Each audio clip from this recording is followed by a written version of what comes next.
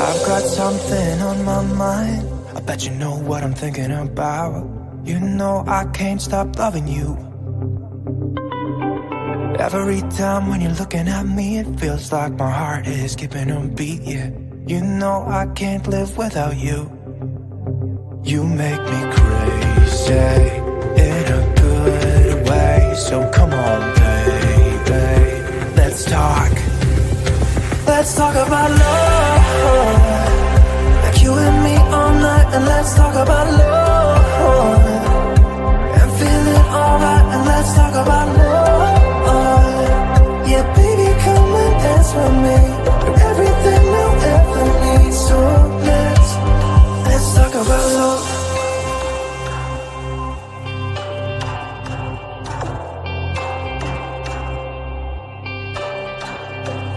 Can I take you out tonight? Kiss you in the moonlight. There is no place I'd rather be.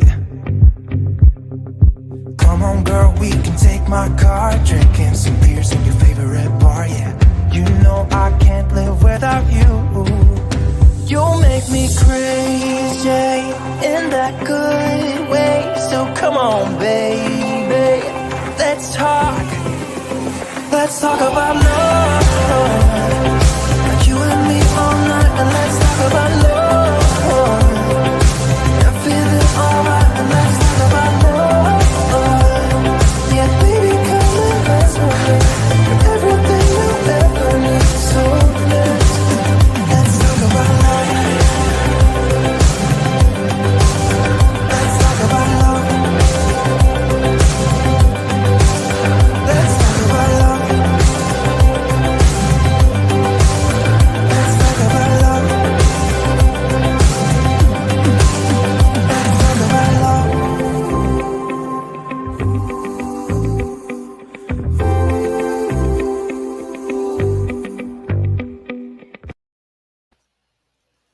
Hello, everyone. We are back. We are back with the marriage makeover, and we are in episode number 12. Episode number 12. We're halfway through the year. It's hard to believe that we are halfway through 2025. And tonight is no different. We're just jumping in. I'm going solo again tonight. We're talking about dating after divorce and looking at it from a Christian perspective. So welcome to the show. For those of you who've never seen me before, my name is Dr. Sharon Arrindell, and today we're tackling a topic that stirs a lot of emotions and a lot of questions. Christians dating after divorce. If you've walked through the pain of divorce like I have, you may wonder, can I date again? Should I date again? How do I approach relationships with wisdom and with grace? How do I do this? And most importantly, what does God say about all of this? We're going to unpack this today.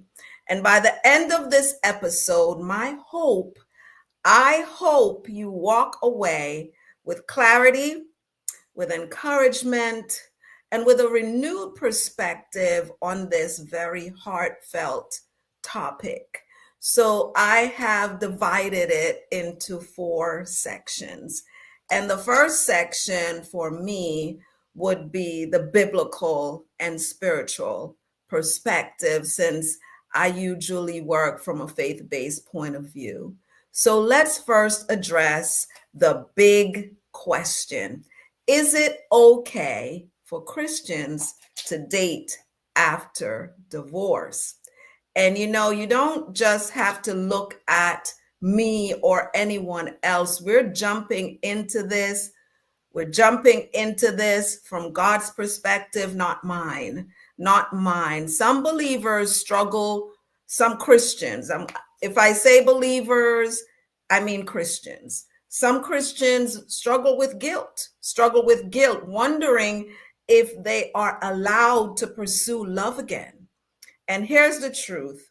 While scripture upholds the sacredness of marriage, and it does, I believe in the institution of marriage. It also acknowledges human frailty, and divorce happens. It happens. Hearts get broken, all the things, children are scattered, all the things happen, and yet God's grace is still sufficient. His grace is still sufficient. His grace is still abundant. And so let's look at a couple of verses in the Bible. Isaiah 61 verse 3, it says, to bestow on them a crown of beauty instead of ashes, the oil of joy instead of mourning. And Psalm 147, which I discuss on a regular basis with couples who sit in front of me, it says he heals the brokenhearted and binds up their wounds. If you go on my website, this will be my signature verse. God doesn't want his children to live in perpetual shame. He restores, he renews, he opens doors to new beginnings. The key is approaching this season with wisdom and discernment. Wisdom and discernment. Gotta be wise. You gotta be discerning. And if I were to talk about myself, there were some seasons of not being wise and not being discerning. And when that happens, you end up with a big mistake, a very big mistake. So I do not want you to end up with a very big mistake like I've done in the past. So this is why we're delving into this topic. All these topics were given to me, put on my heart, 24 topics to talk about with the world, with whoever would listen. And so here we are talking about this. So section number 2 is the healing process. Before you date again, remember to be healed. I'm going to say it again. Before you date again, remember to be healed. Dating after divorce is not just about finding love again. It's about finding wholeness within yourself first. Wholeness. Wholeness is my mantra. I'm a wholeness magnet. I believe in wholeness. If you go into the situation broken, do not expect somebody to make it whole for you. You have to go in whole. So finding wholeness within yourself first. Healing is a prerequisite for healthy relationships, any relationship. Healing is a prerequisite. If you're not healed, if you're not whole, you can almost be guaranteed that it's going to become a big, fat mess. So before stepping into the dating scene, ask yourself these questions. Have I fully processed my past relationships? Am I emotionally ready to embrace someone new without old wounds and old baggage clouding my vision and my judgment? Have I built my identity, my confidence, and my faith in God's plan for me, for my life? Have I done that? Have I done all these things? Healing doesn't mean waiting forever. It doesn't mean waiting forever. I have friends who are still waiting 19, 20-something years. I don't know why they're waiting. I'm hoping it's for the right reason. But healing does not mean waiting forever. It means moving forward with intention. Be intentional about this. It means allowing God to heal the places that were broken, So love can be built on something strong, not on broken pieces or baggage from the past. You cannot build anything whole on broken pieces and baggage from the past. You can't do it. Healing is what is required. And in section 3, dating with wisdom and purpose. What does that mean, Dr. Sharon? Dating with wisdom and purpose. Well, how do Christian singles date after divorce? In a way that aligns with faith, in a way that aligns with godliness, in a way that aligns with holiness. How do we do this? And so here are some principles for you. Seek God first. How about that? Sometimes we leave God totally out of the situation because he might tell us to wait. And we go, well, how long? He might tell us no. And we go, why not? He might say yes. Those are the three responses from God. Yes, no, or wait. Yes, no, or wait. Waiting is one of the most difficult ones, at least with no, it's a no. Waiting means how long do I wait? Well, if I were to give a testimonial of my own, I was divorced. I got divorced from my children's father. That was a long time ago. I'm saying 2002. Okay. And so there was a woman in my church who kept telling me, you should not marry again until your husband is deceased. And I started going and dashing and moving all over the place so that I couldn't see her on a Sunday. I didn't want to see her because the message was always the same, until one day I literally said, well, what if he doesn't die? And she says, Sharon, I don't have the answer to that question. I'm just telling you what has been revealed to me on your behalf. Well, I went forward after that, moved away from that city, moved to another city, went back to school, getting my life together, getting my act together. And it was 10 years and I had still not been dating, done it. I wasn't even thinking about any of those things. I hoped and I believed God, but I wasn't really thinking about it. And for some reason, after that 10 years and after I was done with school and all the things, all of a sudden you start feeling this sense of loneliness, feeling like there's a gap or something that you need to fill in your life. And so I went on a date. One date. What could it hurt? Well, that one date turned into an actual marriage, right? Turned into an actual marriage. And the rest of it is history, because it almost took me out. Almost took me out because I ended up in a situation that was beyond my repair, beyond anybody's repair. Everybody was looking from afar, wondering if I was going to survive that whole situation. And I survived. And at the end of that situation, the person sent me a note saying, I am setting you free. And I looked at whoever was sitting next to me and I said, I don't feel free. I don't feel free. I don't feel any form of freedom. I feel like the very life had been sucked out of me. Needless to say, it was over. And my decision was, no more. I will not be entering that situation again. I will not be marrying again. This is my decision. This was my decision. God had another plan.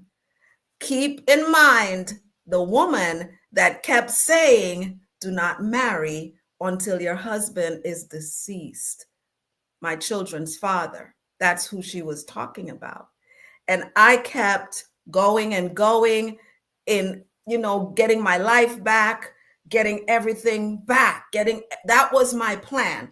If I could just get my life back, if I could just get my home back, if I could just get everything back, I would be okay. Well, I finally did get my home back, my job, everything that was taken during that season, I got it back. And I started painting my house. I felt like I was painting demons out of my house. I was painting. I have never painted a house before, but I was painting my house. And because I needed paintbrushes, I end up at Home Depot. This is my story. You don't have to do this story. This is my story. And I end up at Home Depot, and while waiting on the line to pay for my brushes, I'm looking at the back of someone, saying to myself, I recognize this guy. I recognize this person. Who is this person? And then he turned around and I realized I did know him from before. And we just started talking and talking and talking and talking. Well, the end of that turned into COVID and all the things that came behind it. But after 49 days of talking and being with each other, back and forth, talking and all the things, we ended up getting married in 2020. In 2020, when all hell was breaking loose and the world stood still, we were getting married to each other. Our children could not understand it. We didn't even understand it. But God understood it, because one day we got married. We met at Home Depot in October of 2019. And my children's father passed away April of 2019. That was 20 years. 20 years. God required for me to wait 20 years, but I could not. I did not do it. And I ended up in a messy situation. I tell that story. I tell it in a book. I tell that story to help others not to make the same mistake. Date with purpose. Casual dating can sometimes lead to confusion. It can lead to heartbreak. Know what you're looking for in a partner. What are you looking for in a mate? Guard your heart. Proverbs 4:23 reminds us to protect our emotions and to be intentional. Define your boundaries. Set boundaries. Set boundaries for yourself that no one can cross unless you allow them to cross it. The dynamics of dating changes after divorce. It's different after you've been through some things. The dynamics of dating is not the same. It's not the same. It should not be the same, because now you've learned some things. You need more clarity. You need more honesty. You need emotional accountability. These are key things. And it means more now than it probably meant before. It means more. When I got married to the person I'm married to, I was 60 years old. The first time I got married, I was 30 years old. Totally different person, totally different dynamics. Needed clarity, needed honesty, needed emotional accountability. And I received that. And most importantly, do not rush. Do not rush. Don't rush. Let God lead you. How about that? What would that look like if God leads you? If I would have waited for God to lead me, I would have avoided a big, messy part of my life. So tonight, I'm here to encourage you not to rush. Let God lead. Let God lead. And the fourth section of this is there are common challenges. So how do you overcome them? Dating after divorce isn't always smooth. It's not smooth sailing. You may face judgment. If you're in the church, you will receive judgment from the church folks. Judgment from the church folks. I believe I'm still being judged by the church folks. Judgment from the church folks. I'm here tonight. I'm keeping it real. It doesn't matter who is watching, as long as someone is watching that needs these words tonight. Judgment from church folks should not mean anything unless they're coming to you from a godly point of view. Internal guilt or fear of repeating past mistakes. That's another challenge. Am I going to be okay in this? How am I going to get through this? Is this going to be okay? Am I going to bump into the same thing again? But when you have that intentionality and that okay from God, when you've been on your knees, well, when I met my husband that I'm married to now, I stayed on my knees. I wanted to be sure, because I did not intend to do this again. So how are you sure? There's a sense of peace. There's a sense of peace and a sense of guidance and a sense of direction that you feel that I cannot really explain in this one show. There's another challenge, the challenge of blending families if children are involved. Well, our children were grown, but they still had a say in it. They still wondered if we were crazy. They still wondered, what in the world are these two old people doing? Why could they just be friends? Why can't we be friends, right? Well, that wasn't the setup for us. So all of these challenges you will face. And if it's younger children, that creates even more of a situation. Today, I sit before you. Combined, we have 5 children, and we're about to have 12 grandchildren.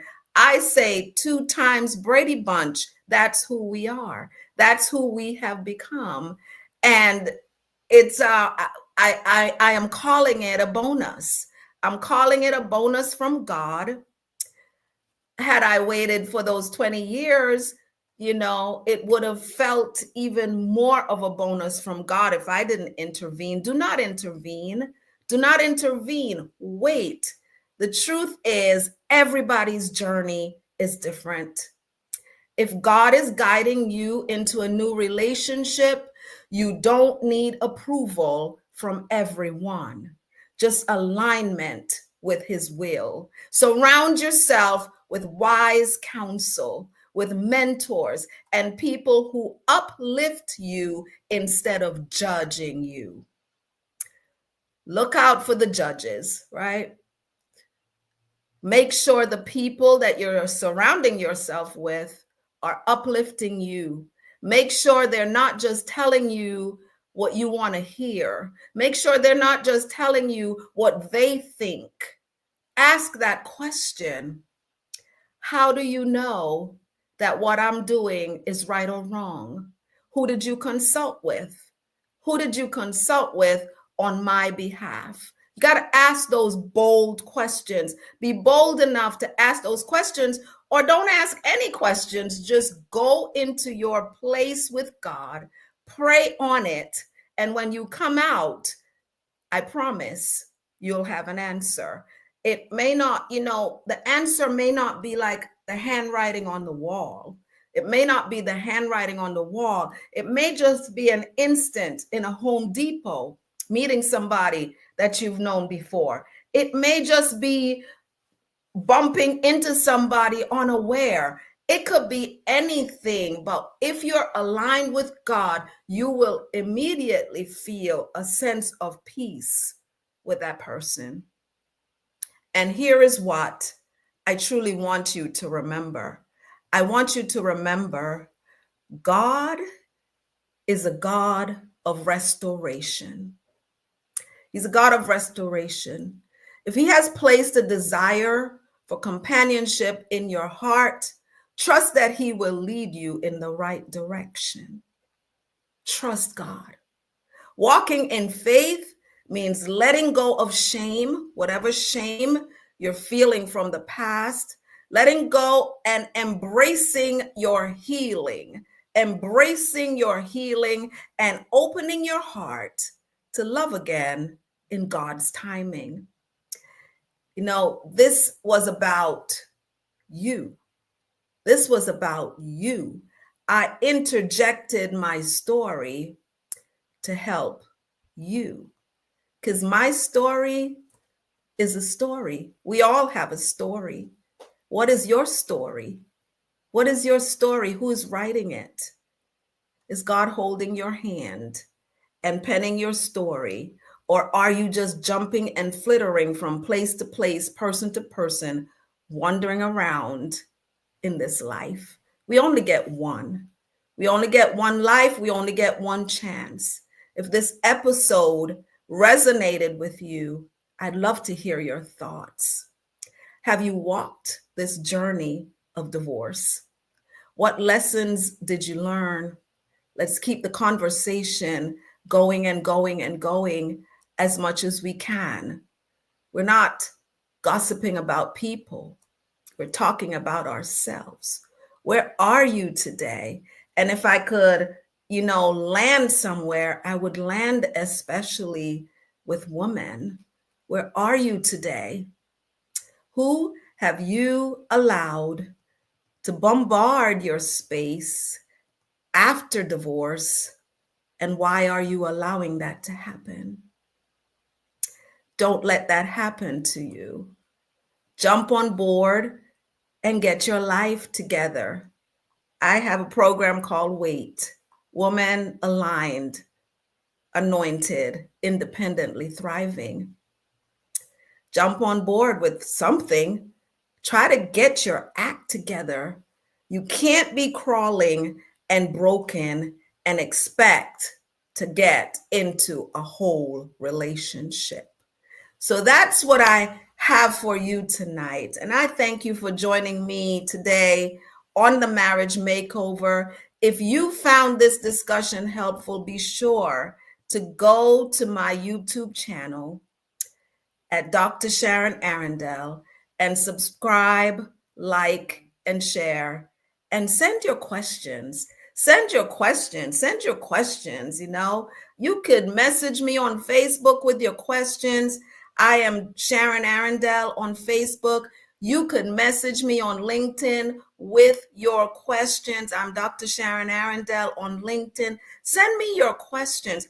I don't have all the answers, but I will find out and I will let you know what I believe God is saying just for you. If you want to participate, if you're a female and you want to participate in my program, WAIT, WAIT, Woman Aligned, Anointed, Independently Thriving, just go to my website, drsharonarrindell.com/WAIT, and you will see my free, nothing is free, so let's call it complimentary, my complimentary masterclass about this program. If it sounds like something you would like, just click the link and register.